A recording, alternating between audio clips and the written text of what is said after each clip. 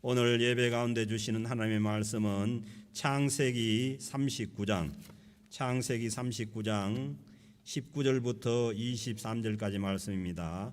창세기 39장 19절부터 23절까지 말씀입니다. 한 절씩 교독하겠습니다. 그의 주인이 자기 아내가 자기에게 이르기를 당신의 종이 내게 이같이 행하였다 하는 말을 듣고 심히 노한지라.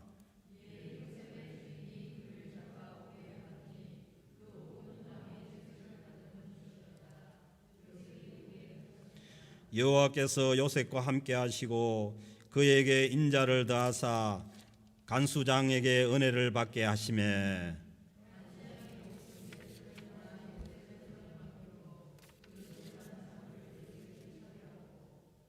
함께 읽겠습니다.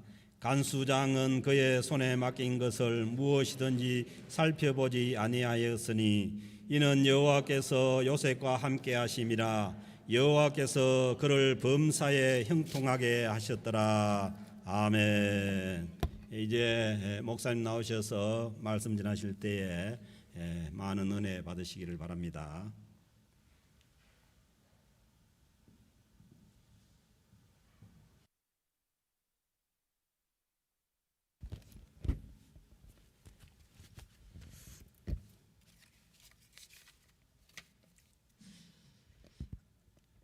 만나뵙게 돼서 반갑습니다.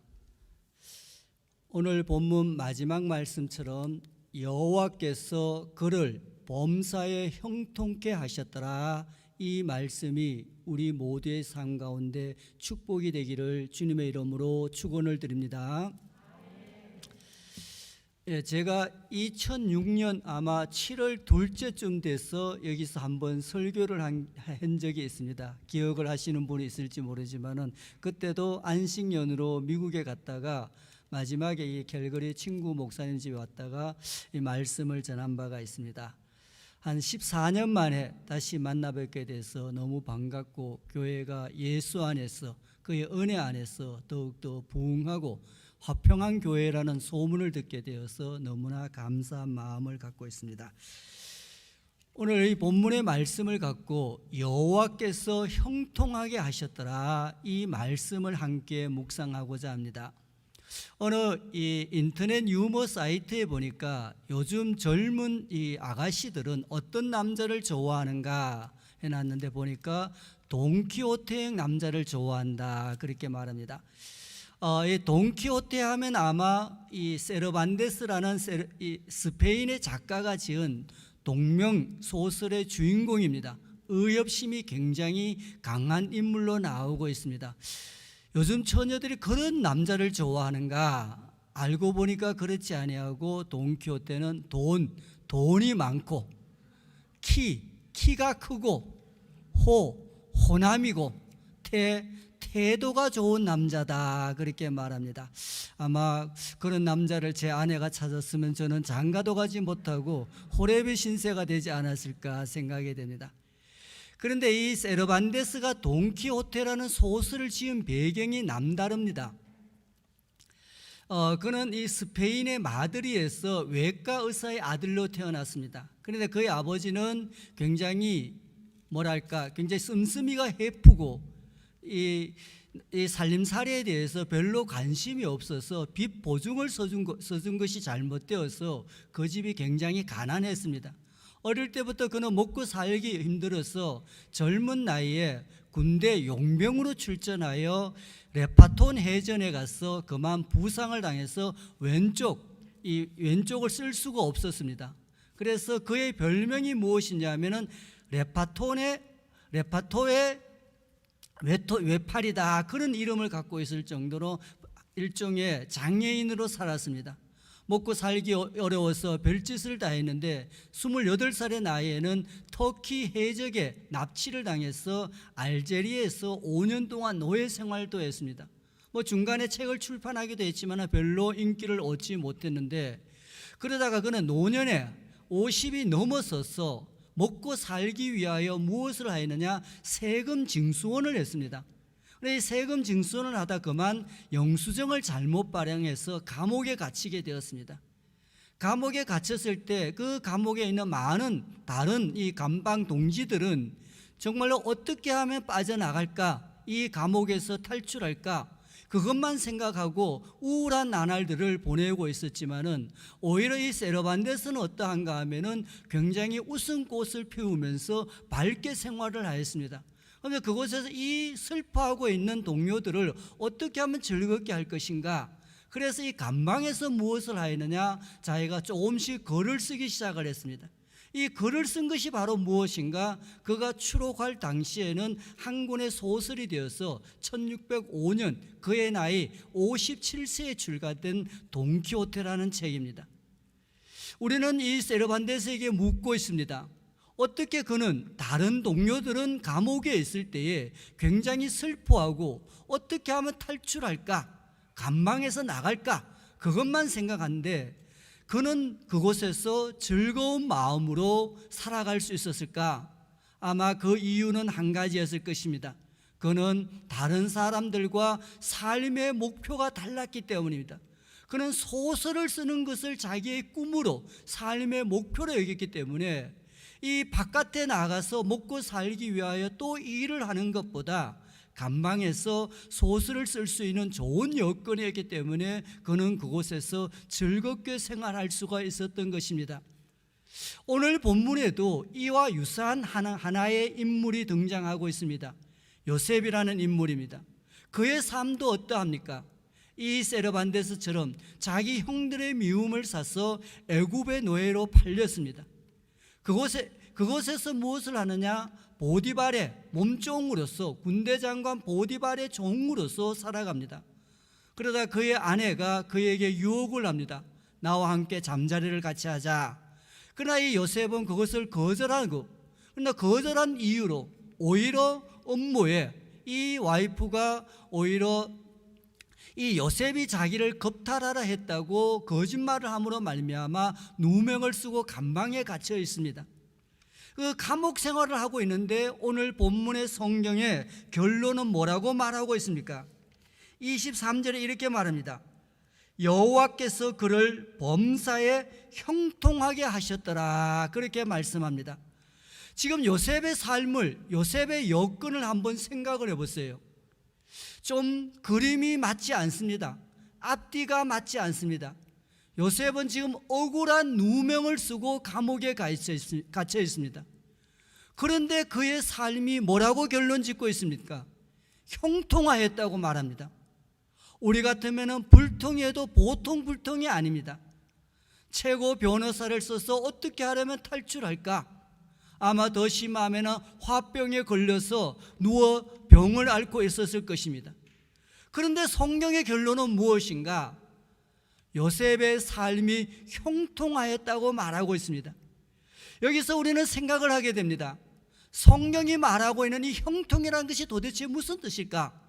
아마 여러분들도 많은 기도를 할 때에 정말로 범사에 형통하게 해달라고 얼마나 많은 기도를 올려드리는지 모릅니다. 또한 주의 종들도 이 목회자가 신방을 했어도 항상 기도하는 제목이 바로 이 범사에 형통의 복을 달라, 그렇게 기도합니다. 그래서 우리는 오늘 보면 이 형통이 영어 성경 NIV에 따르면은 success, 성공이라고 번역되어 있습니다. 그러니까 다른 말로 하면은 오늘날 그리스도인들이 이 세상에서 하나님도 성공적인 삶을 원하는데 그 성공적인 삶이라는 것이 하나님이 말하는, 성경이 말하는 성공적인 삶이 무엇인지를 요셉은 우리에게 보여주고 있다는 것입니다.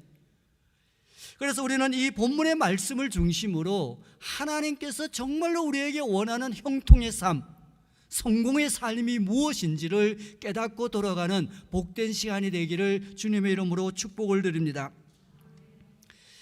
이 성공이라는 단어는, 이 형통이라는 단어의 히브리어는 짜라으라는 동사에서 파생된 명사인데 이는 크게 두 가지 의미를 갖고 있습니다. 하나의 의미는 무엇인가 하면은 적당하다, 규모가 있다는 것입니다. 적당하게 살아가는 것, 자기 분수에 맞게 살아가는 것, 규모 있게 살아가는 것이 무엇인가? 형통이다, 그렇게 말합니다. 그런데 오늘 성경 요셉도 보면은 이 보디발의 아내가 자기를 유혹할 때 뭐라고 말합니까? 이 주인께서 나에게 모든 살림을 맡겼다고. 그러나 당시 자기의 아내만은 절대로 범할 수 없게끔 하였다는 것입니다. 그러나 자기 자신은 이 보디발의 종이다, 이 신분에서 결코 벗어나지 않는 것입니다. 그 선을 넘어서지 아니하고 자기의 직분, 자기의 분수를 지키고 있는 것입니다.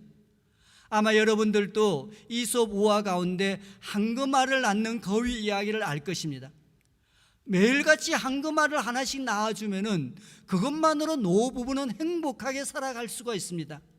그런데 그가 어떻게 합니까?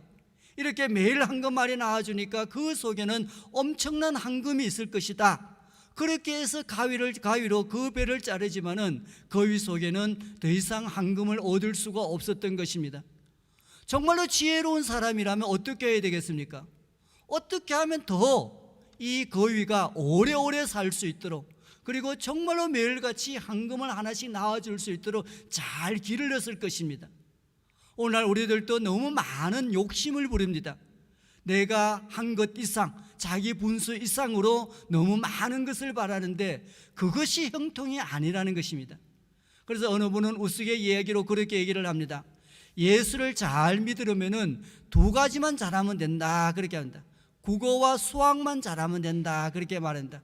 국어의 이 영원한 이 주제가 무엇입니까? 정말로 국어의 주제는 주제 파악입니다.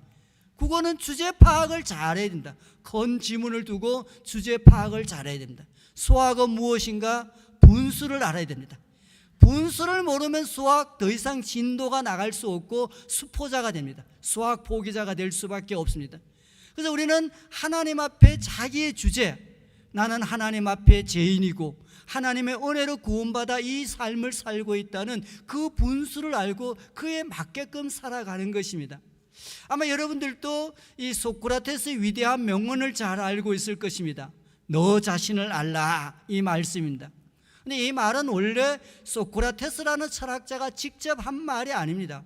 그 당시 어느 신전에 그 말이 쓰여져 있었는데 그것을 소크라테스가 인용하여 사람들에게 전한 것입니다.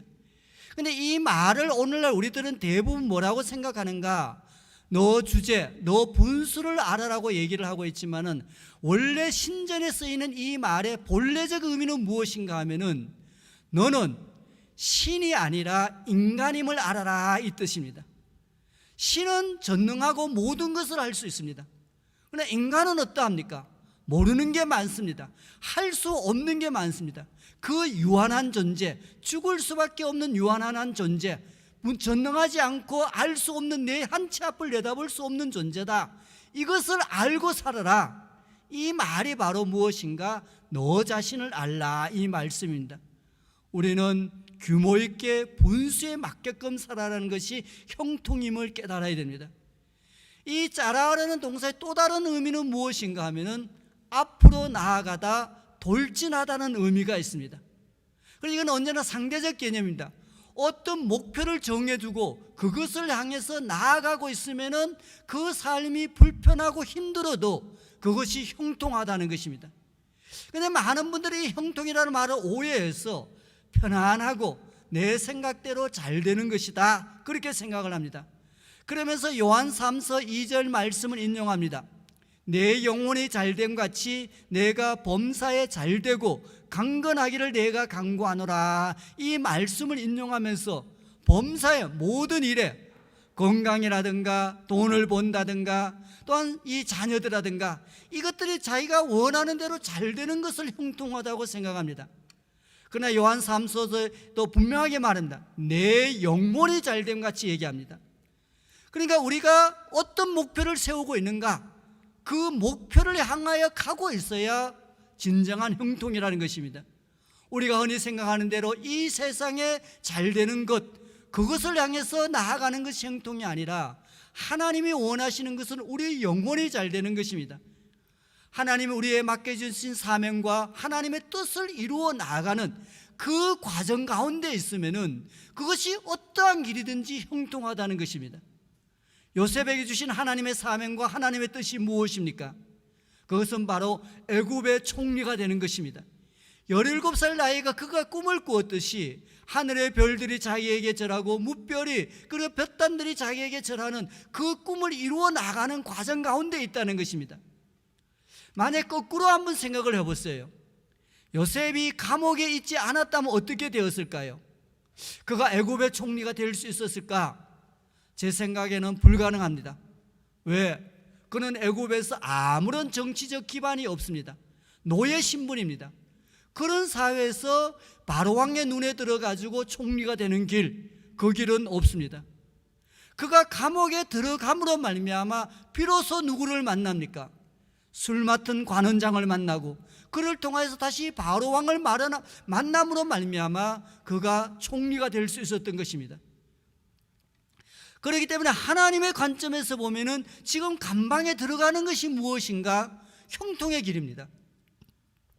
우리 눈으로 우리의 생각으로 보면은 이보다 더 불통할 수가 없지만은 그 길이 바로 하나님의 뜻을 이루는 길이기 때문입니다.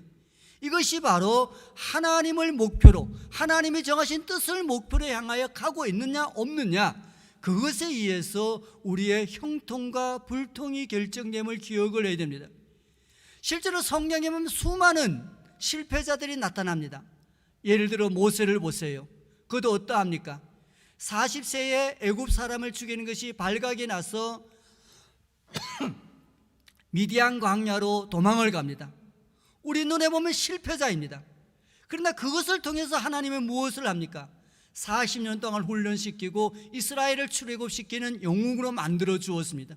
모세와 같은 지도자는 바로 40세에 자기가 한 일, 자기가 계획한 일이 실패하였기 때문에 이루어졌습니다.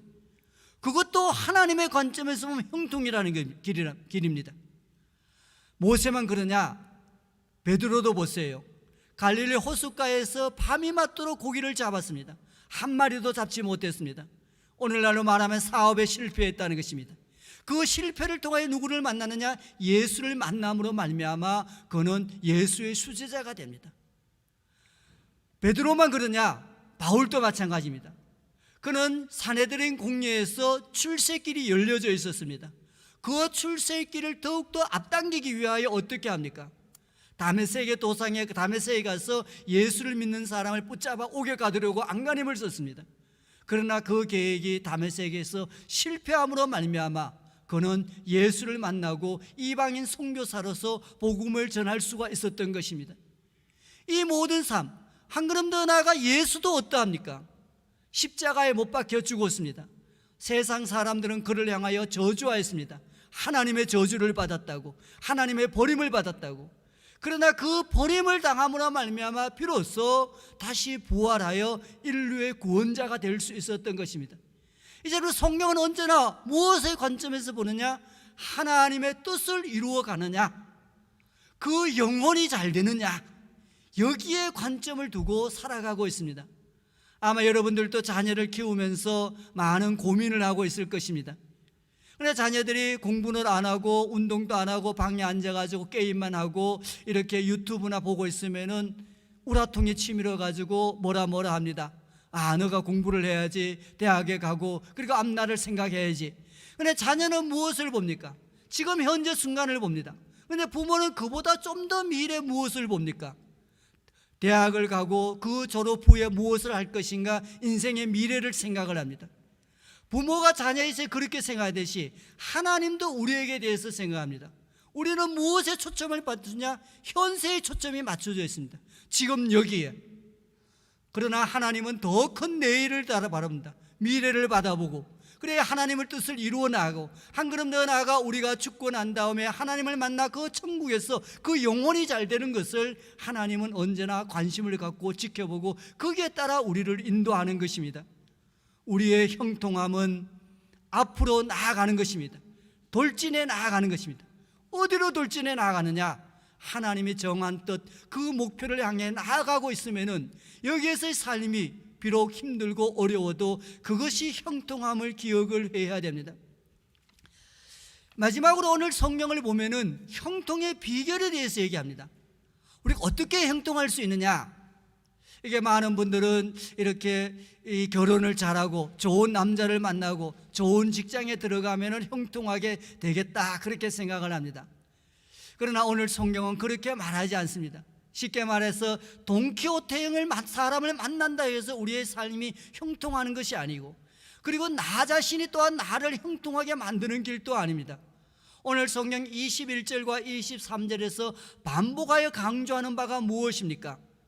여호와께서 요셉과 함께 하셨다, 그렇게 말합니다. 하나님이 함께 하실 때 우리의 삶이 형통해지는 것입니다.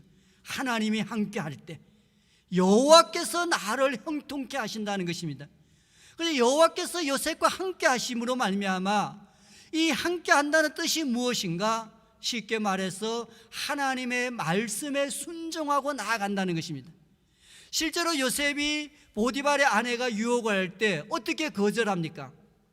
그는 분명하게 말합니다. 내가 여호와 앞에 어떻게 득지할 수 있는가? 하나님 앞에 죄를 범할 수가 없다. 그래서 하나님의 말씀을 붙잡고 하나님을 붙잡고 이 보디발 아내의 유혹을 거절하고 말씀을 지킵니다. 그러므로 말미암아 하나님께서 요셉을 끝까지 감옥에 들어가 있지만은 그를 버리지 아니하시고 애굽의 총리로 인도하시는 것입니다. 그래서 이 성경은 뭐라고 말하는가?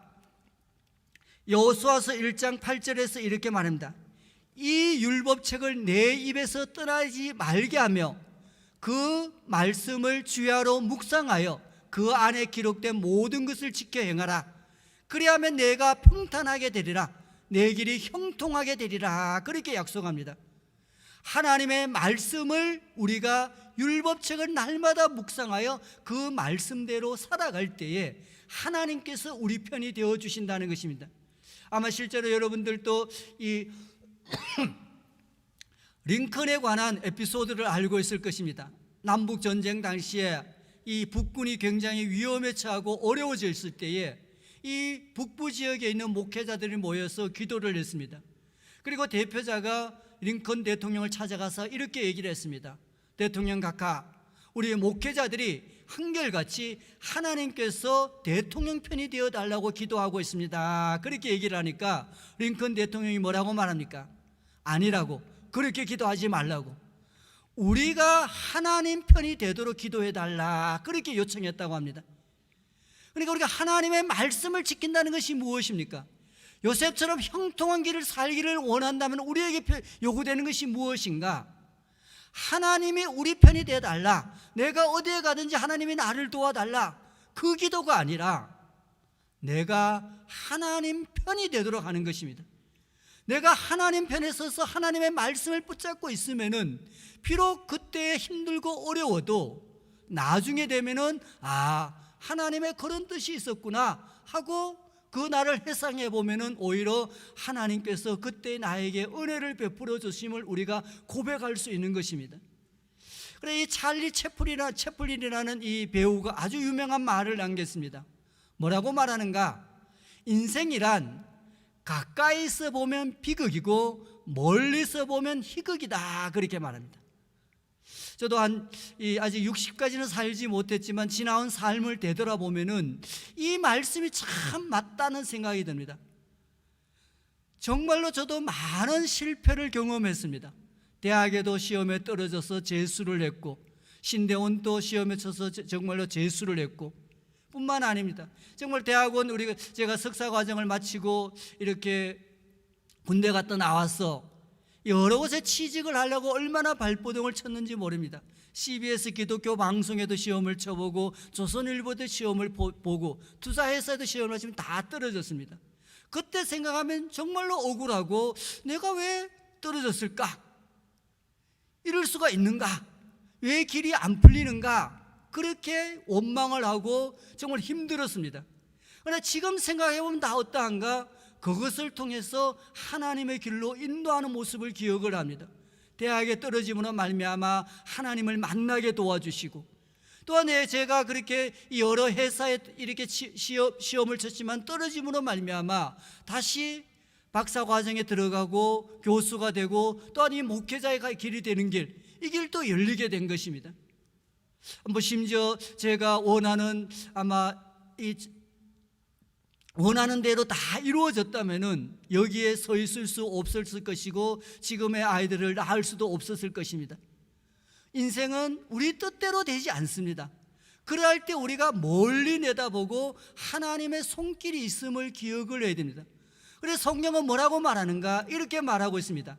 잠언서 16장 1절에서 마음의 경영은 사람에게 있어도 말의 응답은 여호와께 있느니라, 그렇게 말합니다. 우리가 얼마나 많은 계획을 세웁니까? 그러나 그 계획대로 인생이 풀리느냐? 절대로 그렇지 않습니다. 저도 여기 오기 위하여 얼마나 발버둥을 치고 계획을 세웠는지 모릅니다. 이 해외 연구교수 TO가 없다 그래가지고 안 된다 그랬는데 기도하고 사람들에게 여러 가지 힘을 써가지고 여기에 캐나다에 왔습니다. 힘들게 왔는데 코로나로 걸려서 아이도 학교에 가지 못하고 여러 가지 장애로 인해서 일찍 귀국할 수밖에 없습니다. 정말 예수를 믿지 않았다면 어떻게 일이 이렇게 불통하게 꼬이냐, 이런 생각을 하게 되겠지만은, 그러나 지금 생각하면 이것이 저에게 불편이고 많은 경제적 손실을 가져다 주지만은 앞으로 이것이 어떻게 풀릴지를 또 모르는 것입니다. 그래서 예수를 믿는 자는 그 모든 것들에 대해서 하나님의 손길이 있음을 받아들이는 것입니다. 인생은 절대로 내 원하는 대로 되지 않습니다. 그래서 예수를 믿는 길은 내 원하는 대로 되지 아니하고, 그리고 오히려 어려움과 역경을 찾아올 때 그것을 얼마나 받아들일 수 있느냐, 이것이 믿음의 척도입니다. 저도 굉장히 송 목사를 존경하는데, 존경하는 가운데 하나는 무엇인가? 모든 것을 하나님의 뜻으로 받아들입니다. 이게 얼마나 위대한 신앙인지 모릅니다. 정말 믿음이 없으면 어떻게 되겠습니까? 발버둥 칩니다. 어떻게 이렇게 됐냐, 어떻게든지 그것을 극복하고 뭔가 다른 일을 해보려고 안간힘을 쓰는데, 그렇지 아니하고 그것을 받아들일 때 우리 송 목사님들 자제분들도 보면 얼마나 다 길이 잘 열리고 모든 일이 정말로 지금 생각하면 형통한 것입니다. 물론 그때는 목사님이나 사모님이 힘들었겠지만 우리 인생이 그러한 것입니다. 여호와 하나님 앞에 우리가 나를 형통하게 하실 분은 누구인가? 어느 누구도 나를 형통하게 할 수 없습니다. 부모도 자식을 형통하게 할 수 없습니다. 여러분의 자녀를 키우면서 저도 가장 큰 어려움이 무엇입니까? 자녀들의 문제는 세 가지입니다. 첫째는 공부하는 문제입니다. 그리고 공부나 취업이고, 두 번째는 건강의 문제입니다. 얼마나 건강하게 잘 살았냐. 세 번째는 무엇인가 하면은 인간관계, 친구관계, 그리고 배우자를 만나는 일. 이 세 가지 문제에서 부모가 해줄 수 있는 게 뭐가 있습니까? 물론 돈을 벌어서 학원에 보내주고 좋은 수에 붙여줄 수 있지만은 어느 것 하나 해줄 수 없습니다. 친구관계 어려워가지고 해결해 줄 수 있느냐? 절대로 할 수 없습니다. 감기 하나 걸려도 해결해 줄 수 없습니다. 우리가 아무것도 해줄 수 없습니다. 누가 해줄 수 있느냐? 오직 하나님만 해줄 수 있습니다. 하나님이 우리 자녀를 형통케 하고 하나님이 간섭해 주어야 그 내면의 변화가 일어나야만이 무엇을 하고 자기의 길을 나아가는 것이지, 부모가 얘기한다고 됩니까? 절대로 되지 않습니다. 여러분 생각해 보세요. 여러분들은 부모 말 잘 들었어요? 제가 보기에는 절대로 그렇지 않습니다. 내 옆에 있는 내 아내와 내 정말로 남편 하나 바꿀 수 있나요? 전혀 못 바꿉니다. 50을 살고 60을 살아도 남편 고집 꺾지 못합니다. 안 됩니다. 우리는 어느 하나 바꿀 수 없는 연약한 존재입니다. 왜? 사람은 속이 바뀌어야 끝이 바뀌는데 이 속으로 들어갈 수 있는 사람이 없다는 것입니다. 오직 성령 하나님만이 사람의 마음속에 들어가 마음의 생각을 바꾸고 영혼을 바꿔줌으로 말미암아 그 사람이 변화될 수가 있기 때문입니다. 우리 모두 오늘 요셉을 생각해 볼 수 있기를 원합니다. 우리가 이민을 와서 얼마나 힘들게 살고 있습니까? 그럴 때 우리가 내 뜻대로 되지 않은 일이 있을 때 어떻게 보면은 요셉과 같은 삶을 살고 있습니다. 그러나 이 요셉의 그 두 자녀 에브라임과 므낫셋이 12지파에 속하는 반열에, 그 반열에 들어갔듯이 우리가 하나님 편에 서서 요셉처럼 모든 일을 받아들이고 말씀을 지키면서 하나님 편에 서 있을 때에 여호와 하나님께서 여러분의 삶을 형통케 하시고 여러분들의 자녀들을 형통케 하실 것입니다. 이 축복의 말씀을 믿고 승리하는 자가 되기를 주님의 이름으로 축원을 드립니다. 하나님 아버지, 저희들은 정말로 연약한 자입니다. 한 치 앞을 내다볼 수 없습니다. 이 요셉과 같이 억울한 일을 당하기도 하고 원치 않은 힘든 일 앞에 정말로 속이 상할 때도 한두 번이 아닙니다. 이 일을 어떻게 할까 하며 하나님을 향하여 울부짖을 때도 있습니다. 그러나 하나님께서 그를 향하여 하나님의 뜻을 이루고자 하는 원대한 그 하나님을 향한 목표를 향하여 요셉을 한 발짝 한 발짝 다가가게 하셨듯이 하나님께서도 여기 머릿속에 모든 캘거리 영락교회 성도들이 말씀의 편에 서서 하나님의 편에 서서 말씀을 붙잡고 살아갈 때 그 길을 형통케 하여 주옵소서. 우리의 자녀들을 하나님께 맡깁니다. 그 자녀들이 요셉의 자녀 므낫세와 에브라임처럼 형통케 하여 주옵소서. 주의 축복하심이 이 교회에 넘쳐나기를 소망하옵고 예수님 이름으로 기도드려 사옵나이다. 아멘.